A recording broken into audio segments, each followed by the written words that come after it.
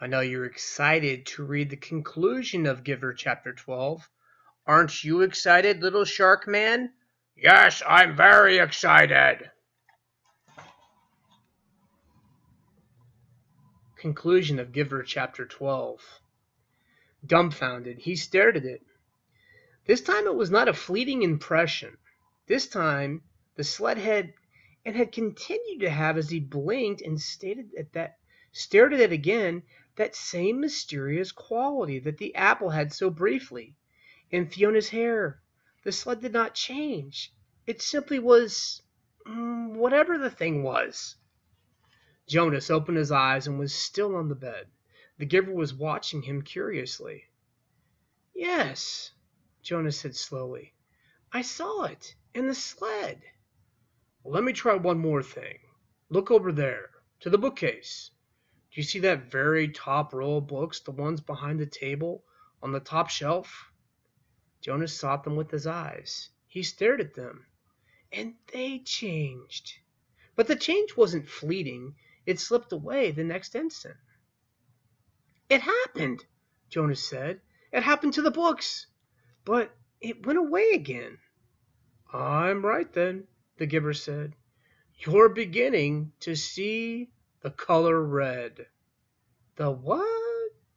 The giver sighed. How do I explain this? Once back in the time of the memories, everything had shape and size, the way things still do. But they also had a quality called color. There were lots of colors, and one of them was called red. That's the one you're starting to see. Your friend Fiona has red hair. Quite distinctive, actually. I've noticed it before. When you've mentioned Fiona's hair, it was the clue that you told me you were probably beginning to see the color red. And the faces of the people? The ones I saw at the ceremony? The giver shook his head. No, flesh isn't red, but it has red tones to it. There was a time, actually, you'll see this in the memories later, when flesh was many different colors. That was before we went to sameness. Today, flesh is all the same. And that what you saw was the red tones. Probably what you saw was the faces on the color wasn't as deep or vibrant as the apple or your friend's hair. The giver chuckled suddenly. We never completely mastered sameness. But I suppose genetic scientists are still hard at work trying to work the kinks out. Hair like Fiona's hair must have driven them crazy. Jonas listened, trying hard to comprehend. And the sled, he said. It had the same thing, the color red. But it didn't change, Giver. It just was.